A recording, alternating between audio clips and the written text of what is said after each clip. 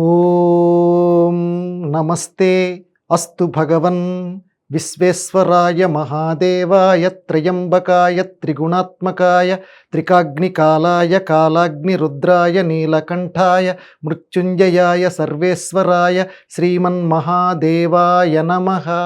పరమ పవిత్రమైన కార్తీక మహాపురాణంలో ఈరోజు మనం 25వ అధ్యాయం, వ్యాస భగవానుడు స్కాంద పురాణాంతర్గతంగా రచించినటువంటి కార్తీక పురాణాన్ని సంక్షిప్త సుందరంగా చెప్పుకునేటువంటి ప్రయత్నం మనం చేస్తూ ఉన్నాం.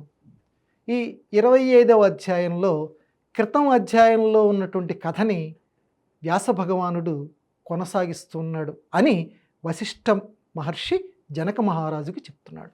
నేనేం చేయాలో చెప్పండి అయ్యా అని ఆ చుట్టుపక్కల వాళ్ళని, పాపం ఆయన మంత్రుల్ని, ఆ హితుల్ని అంబరీషుడు అడిగితే వాళ్ళు ఏం జవాబు చెప్తున్నారంటే, స్వామి నీకు ఇప్పుడు ఇది కంఠరజ్జు అయింది అన్నారు. కంఠరజ్జు అంటే ఏంటి? కంఠానికి బిగించినటువంటి తాడు.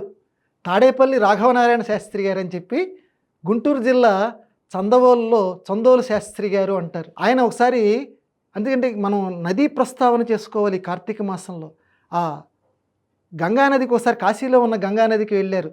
ఏదో ఒకటి నదిలో వేయటానికి ఆయన సమయానికి ఏమీ తీసుకురాల.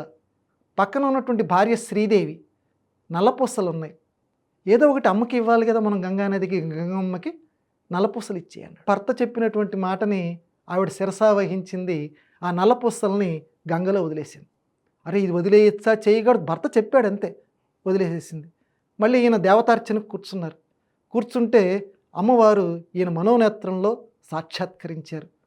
మళ్ళీ ఏంటి అమ్మ ఎలా వచ్చిందని అనుకునేంతలో అమ్మమ్మ యొక్క ఆ మెడలో, ఆ భార్య యొక్క మెడలో మళ్ళీ నల్లపూసలు యథాప్రకారంగా చేరిపోయాయి. మళ్ళీ వచ్చేయంటమ్మా, నేను నీకు ఇచ్చేసేమన్నాను కదా అని అంటే, ఒరే నల్లపూసలు ఆడదానికి చాలా ముఖ్యమైందిరా, అటువంటి నల్లపూసల్ని నాకు నువ్వు సమర్పింపచేస్తావా?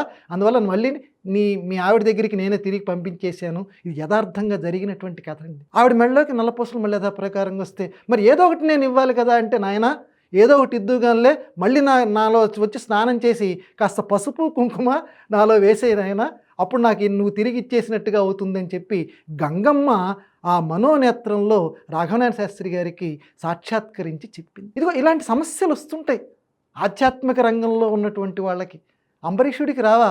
ఆ అంబరీషుడితోటి ఆ మంత్రులు అంటున్నారు, మహానుభావ ఇప్పుడు నీకు ఇది కంఠరజ్జు అయింది, కంఠానికి చుట్టుకున్నటువంటి ఒక తాడులాగా అయిపోయింది. ఎందుకంటే నువ్వు ఇప్పుడు ఆహారం స్వీకరించావా, నీళ్ళని తీసుకున్నావా, వాడికి అవమానం చేసినట్టు దుర్వాస మహర్షికి తీసుకోకపోయావా, నువ్వు ఇన్నాళ్ళు నిన్న చేసినటువంటి ఉపవాసానికి విఘ్నం వచ్చేసేస్తుంది.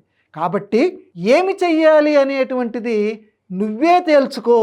చూడండి, మీరు చెప్పండి అయ్యా అని ఈయన అడిగితే ఇప్పుడు మేమేమీ చెప్పలేము, ఈ పరిస్థితుల్లో ఏమి చెయ్యాలి అనేటువంటి విషయాన్ని నువ్వే తేల్చుకో అని చెప్పి ఆ చుట్టుపక్కల ఉన్నటువంటి మంత్రులందరూ కూడా అంబరీషుడితోటి చెప్పారు. అప్పుడు ఇక ఆయన మనస్సులో శ్రీహరిని స్మరించుకొని, ఇక 12 ఘడియలు దగ్గరికి వచ్చేసేస్తున్నాయి కాబట్టి వెంటనే నీటిని స్వీకరించేసాడు. సరిగ్గా అదే నిమిషానికి దూర్వాసో మహర్షి వచ్చాడు. ఈయన నీరు పుచ్చుకున్న విషయాన్ని గ్రహించాడు.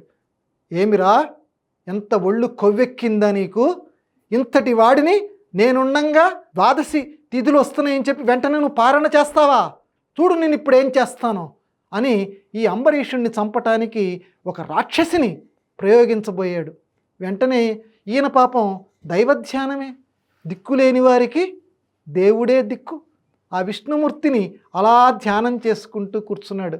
వెంటనే సుదర్శన చక్రం, మహానుభావుడు వేదాంత దేశికుల వారు సుదర్శన అష్టకం రాశారు, అద్భుతంగా ఉంటుంది. ఆ సుదర్శన చక్రం వెంటనే వచ్చేసింది. వచ్చి వెంటనే ఈ కుర్చ అనేటువంటి రాక్షసిని ఈయన ప్రయోగిస్తే ఆ రాక్షసిని తరిమి కొట్టి దాన్ని సంహరించేసేసి ఇక దుర్వాసుడిని వెంటపట్టడం ప్రారంభించింది. చూడండి, అంతటి మహానుభావుడు దూర్వాసో మహర్షి అంటే మనమందరం కూడా దుర్వాసుడు అంటుంటామండి. దుర్వాసుడు అనకూడదు. ఏకశబ్ద సుష్టు ప్రయుక్త స్వర్గే లోకే కామధుగ్భవతి అంటారు. ఒక శబ్దాన్ని సరిగ్గా గనక ఉచ్చరిస్తే అది స్వర్గలోకంలో కామధేనువులాగా మనం కోరినటువంటి ఫలితాలని అనుగ్రహిస్తుంది. కాబట్టి పెద్దవాళ్ళు చెప్తూ ఉన్నారు, దుర్వాసుడు అనద్ర నాయన, దూర్వాసుడు అనాలని. అదే పదాన్ని మనం కూడా అందాం. దూర్వాసో మహర్షికి వెంటపట్ట ప్రారంభించింది ఈ చక్రం. ఈయన ఎక్కడికి వెళ్తే అక్కడ, ఈయన తక్కువవాడు కాదు కదండి దూర్వాసో మహర్షి. ఎక్కడికి వెళ్తే అక్కడికి ఈ చక్రం ఆయన్ని అనుగమించటం ప్రారంభించింది. ప్రతివాడికి కూడా మనం అనుకుంటాం మానవుల్లోనే భయం ఉందనుకుంటాం, ప్రాణభయం ఉందనుకుంటాం. అంతటి మహర్షికి కూడా నిజానికి ఆయన అమృతత్వం కలిగినటువంటి వాడు, కానీ భయం ఎందుకు వచ్చిందండి? భయాన్ని కలిగిస్తాడు. అది ఇక్కడ విశేషం. కార్తీక మహాపురాణంలో ఎంతటి దేవత అయినా సరే నిజానికి సావులేనటువంటి వాళ్ళు కదా మహర్షులు. మరి చక్రం ఆయన్ని ఏం చేస్తుంది? ఒకసారి మనం జాగ్రత్తగా ఆలోచించాలి. కానీ ఆ చక్రం తిరుగుతూ ఉంటే ఆ నిమిషంలో నాకు ప్రాణభయం లేదు కదా, నేను ఇంతవాడిని కదా అనేటువంటి ఆలోచన కూడా దూర్వాసో మహర్షికి రాలా. దైవశక్తి అటువంటిది. దైవశక్తి. అందుకనే కాని కాలం అంటారు చూడండి, కాలం కలిసి రాలేదంటుంటారు. కాలం కలిసి రానప్పుడు ఏం చేస్తుందంటే అధునాతనానికి కూడా మనం సమన్వయించుకోవాలి. విచక్షణ జ్ఞానాన్ని మనం కోల్పోయేటట్టు చేస్తుంది. కిం కర్తవ్యత విమూఢత్వం అంటే ఏమి చెయ్యాలి, మొత్తం చీకటి అన్నమాట అండి. ఏమి చెయ్యాలో మనకు తోచదు. అందుకే కార్తీక దీపం వెలిగించమంటున్నాడు. అటువంటి సమయంలో నువ్వు గనక కార్తీక దీపం గనక రోజు గనక వెలిగిస్తే నీకు అటువంటి పరిస్థితి రానియకుండా చేస్తుంది. ఆ శివకేశవ ఆరాధన నీకు అటువంటి ఫలితాన్ని ఇస్తుంది. అందువల్ల అటువంటి పరిస్థితి రాకుండా రోజుకొక దీపం వెలిగించరా. మిగతా అప్పుడు వెలిగించకపోయినా ఈ కార్తీక మాసంలో ప్రతిరోజు వెలిగించడానికి పెద్దలు అన్నిసార్లు పదే పదే పదే ఇన్ని అధ్యాయాల్లో చెప్పింది. కాబట్టి చక్రం అలా వెంటబడుతోంది. అంతటిదే దుర్వాసో మహర్షికి కూడా, అంతటి అమృత జ్ఞానమూర్తి అయినటువంటి దుర్వాసో మహర్షికి కూడా ఏమి చేయాలో పాలుపోవటంలా కాళ్ళు మాత్రం పరిగెడుతూనే ఉన్నాయి. ఆయన విపరీతమైన తపోశక్తి కలిగినటువంటి వాడు కాబట్టి ఈయన వెళ్ళిన చోటుకల్లా అంతే వేగంతో చక్రం వస్తోంది అని ఈ అధ్యాయాన్ని వ్యాస భగవానుడు ఆపేశాడు. చూడండి ఎంత చక్కగా ఆయన అధ్యాయాన్ని ఎక్కడ ముగించాలి, తర్వాత అధ్యాయంలో ఏం జరుగుతుంది అనేటువంటి ఒక ఉత్కంఠని స్వామివారు ఆ వ్యాస భగవానుడు చక్కగా మనకి ఆవిష్కరణ చేశారు. ఎందుకంటే ఈ అధ్యాయంలో మనం గమనించవలసింది ఏంటంటే భక్తుడికి ఏదైనా కష్టము వస్తే భగవానుడు చూస్తూ ఊరుకోడు. అది ఈ విషయం మనం గమనించాలి. ఎంతటి తపశ్శక్తి సంపన్నుడైనా సరే దుర్వాసుడిని ఈ చక్రం వెంబడిస్తోందంటే భక్తుడిని భగవంతుడు కాపాడతాడు. ఎటువంటి భక్తుడిని? త్రికరణ శుద్ధిగా నమ్మినటువంటి, త్రికరణ శుద్ధిగా చేసిన పనులకు దేవుడు మెచ్చును, లోకము మెచ్చును అన్నమయ్య. కాబట్టి ఆ విషయాన్ని మనం నమ్మాలి. అందుకే త్రికరణ శుద్ధిగా ఉన్నాడు కాబట్టి చక్రం దుర్వాసుడి వెంట పట్టడం ప్రారంభించింది.